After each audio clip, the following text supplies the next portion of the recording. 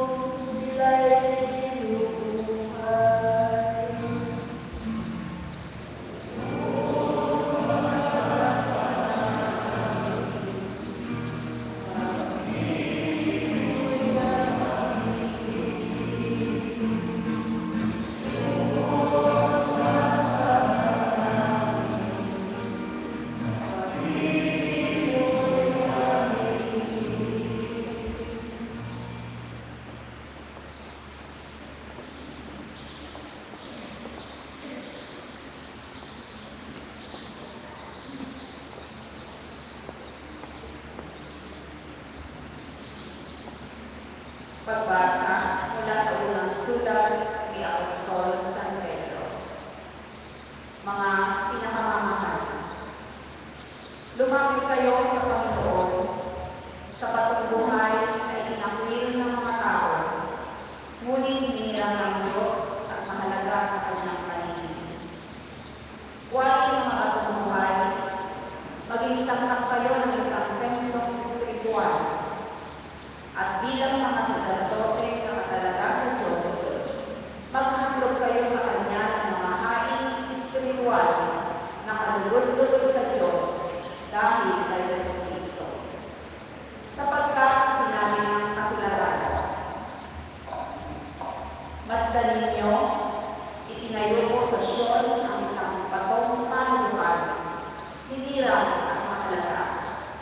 Hindi mabibigo ang sinumang nananalig sa Kanya. Kaya nga, mahalaga siya sa inyong mga may pananalig, ngunit sa mga walang pananalig, matutupad ang nasa kasulatan. Ang batong inakwil ng mga tagapagtayo ay siya rin naging batong panulukan at naging batong katitisuran at ikararapa ng mga tao. Nabisod sila sapagkat hindi sila sumunod sa salita ng Diyos. Ito ang itinalaga sa kanila. Tatapat kayo ay isang langing hirap, mga sacerdote ng hari, isang bansang nakatalaga sa Diyos. Pinili kayo ng Diyos upang maging Kanya at maghayag ng mga kahangahangang gawain. Siya rin ang tumawag sa inyo mula sa kaliliman tungo sa Kanyang kabilang latas na kaliwanagan. Ang salita ng Diyos. Salamat sa Diyos. Tumayo po ang lahat at magsigaligara sa mabuting balita.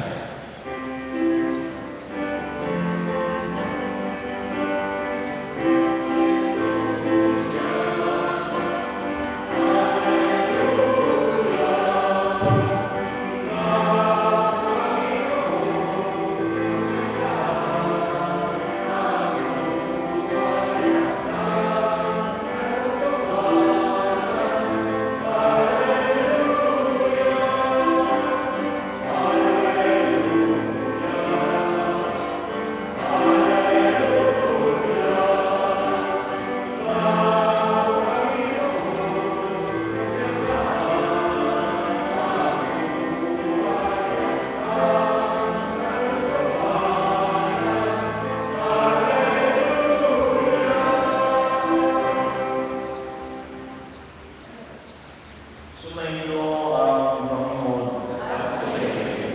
ang mabuting balita ng Panginoon ayon kay San Juan. Papuri sa iyo, Panginoon. Noong panahon yung sinabi ni Jesus sa kanyang mga alagad, huwag kayong mapalusa, manalig kayo sa Diyos at manalig kayo sa akin. Sa bahay na lang kayo maraming silid. Kung hindi kayo sinabi ko ng sana sa inyo, at parang mo na ko upang ipaghanda kayo ng pagkiraan. Kapag dapat ako ay panasal na kayo ng pagkiraan, babalik ako at sasama kayo sa kalooban ko. At alaman niyo lahat ano sa pupuntahan ko. Sinabi sa kanyang lubas, Panginoon, hindi po natin alam kung saan tayo pupunta. Paano natin malalaman ang lahat? Sumagot si Jesus, ako ang lahat, ang katotohanan, ang buhay. Walang makapupunta sa pagpili sa pamamagitan ko. Kung ako'y kilala ninyo, kilala na rin ninyo ang aking Ama. Mula ngayon ay kilala na ninyo siya ang inyong nakita. Sinabi sa kanyang Filipe, Panginoon, ipakita ko ninyo sa amin ang Ama, at masisiyahan na kami. Sumagot sa Jesus, matagal na ninyo ang kasama Filipe, Di ako nagigiyog pa ako makikilala. Ang nakakita sa akin ay nakakita mo sa Ama. Bakit mo sinasabi, ipakita mo sa akin ang Ama?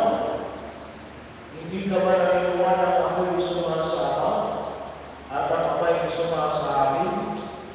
Ang mga salita ng sinasabi ko ay hindi sinasabi sa ganang na aking sarili. Ang Ama ang sumasa akin, ang gumaganap ng kanyang mga gawain. Maniwala kayo sa akin, ako'y sumasama at ang Ama'y sumasa akin. Kung ayaw niyong maniwala sa sinabi ko, maniwala kayo dahil sa pangalan ko. Sinasabi ko sa inyo, ang nananalig sa akin ay makagagawa ng mga ginagawa ko at hindi pa rin. Sapagat mapunta na ako sa Ama. Ang mabuting balita ng Panginoon.